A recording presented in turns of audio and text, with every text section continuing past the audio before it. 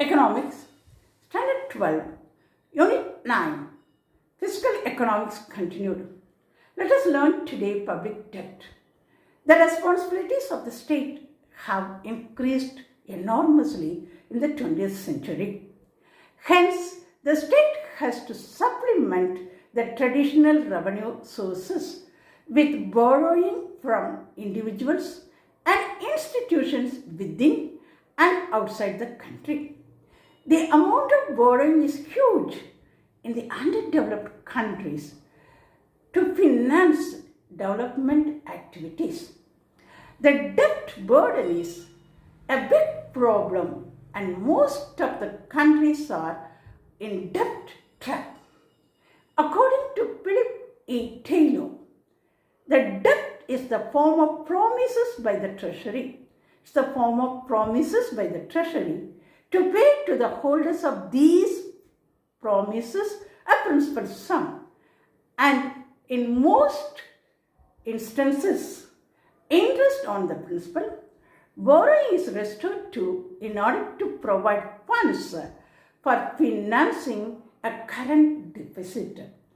So, in order to provide funds for financing a current deficit, there are two types of public debt, internal and external. So, internal public debt and external public debt. Internal and external. There are two types of public debt. And of course, from the word internal, we can easily understand that within the country.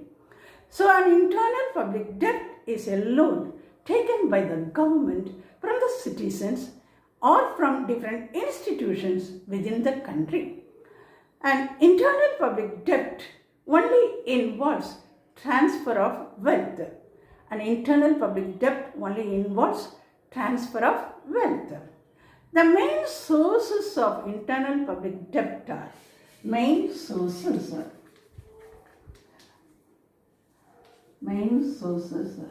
What would have been the main sources of internal public debt? Purchasing government bonds and securities. So, purchasing government bonds and securities.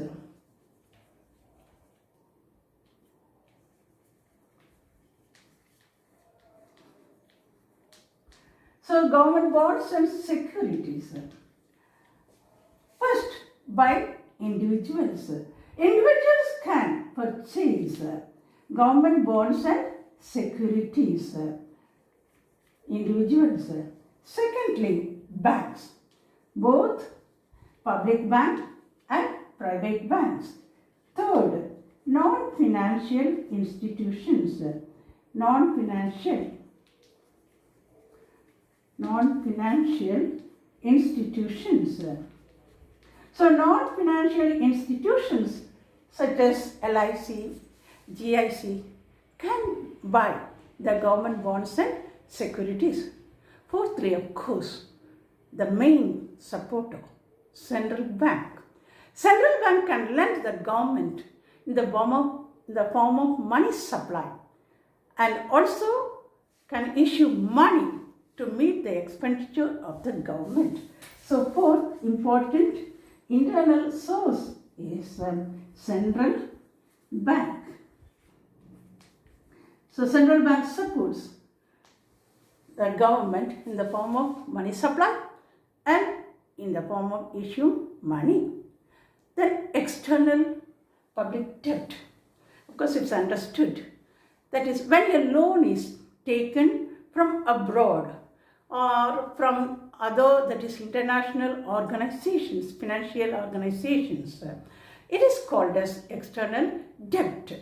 And the main sources of public debt in the external level are IMF, International Monetary Fund, World Bank, IDA and ADB, etc.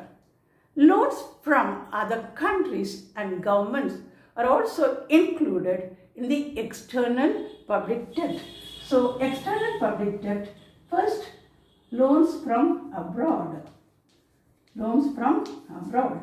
Secondly, loans getting from international organizations. International organizations.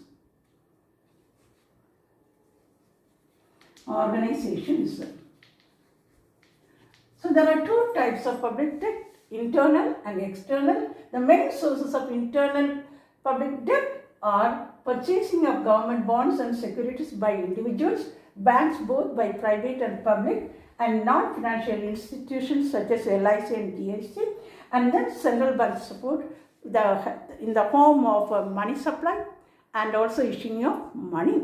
And external public debt can be just obtained. The government can borrow from abroad, that is, and from international monetary organizations, international financial organizations, namely like IMF, World Bank, and so on. So loans from other countries and the governments are also included in the external public debt.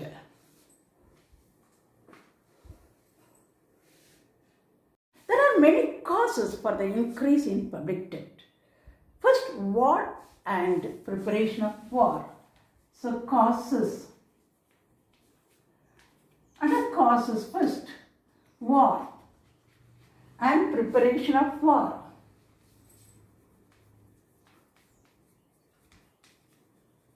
War and preparation of war. War has become one of the major, that is what we can easily think is that waging war has become one of the important causes for incurring debt by the government. In modern times, the preparation for war and nuclear defense programs take away the major share of the government's revenue, and so it incurs debt. Secondly, social obligations. Modern states are considered to be welfare states, and they have so many social obligations too.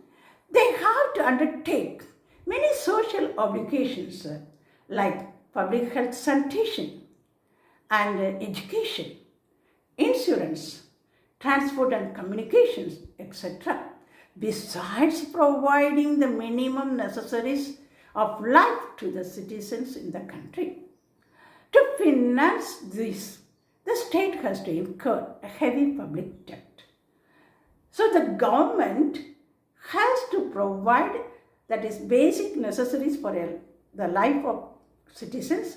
Besides these, the government has to undertake so many social obligations that also make the government to have public debt. That is social obligations. So second, social obligations. And third, economic development and deficit. So economic development and deficit also makes the government to incur public debt. The government has to undertake many projects for economic development of the country. Constructions of railways and power projects, irrigation projects, and transport and facilities, then heavy industries, etc. And this could be thought of by the government only by mobilizing the resources in the form of public debt. So due to heavy public expenditure, the government always face deficit budget. Such deficits have to be met only through borrowings. So third one is economic development. So economic development and deficit. Okay. And fourth, another important one is employment. Unemployment problem is the greatest problem in the country, especially in modern days. So employment. So the government has to just meet public expenditure in a large sum to solve the unemployment problems and fight against recession. So unemployment problem is another important causes for the incurring of debt by the government. And fifthly, controlling inflation. Controlling inflation.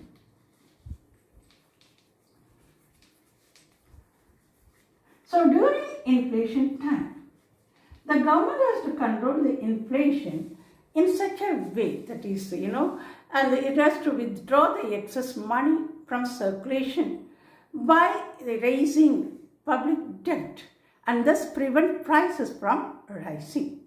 So the government can withdraw excess money from circulation during the inflation, that is by raising public debt and thus prevent prices from rising.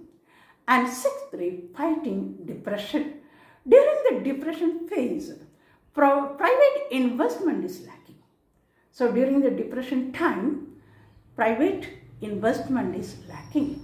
The government applies compensatory public spending by borrowing from internal and external sources.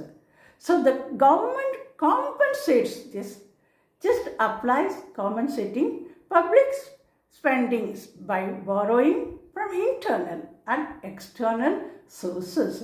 So there are now. So the sixth point is fighting against depression. Fighting against depression.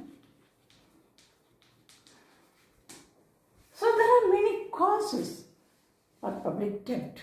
The main causes are war and preparation of war, social obligations of the government, economic development and its deficits, and then employment problems is another one, and controlling inflation, and finally fighting against depression are the main causes of the government incurring public debt. And of course, there are methods of redemption of public debt too. And the process of repaying a public debt is called redemption. The government sells securities to the public, and at the time of maturity, the person who holds the security surrenders it to the government. There are different methods adopted for debt redemption, and with that, the debt redemption methods are also followed by the government. Thank you for listening.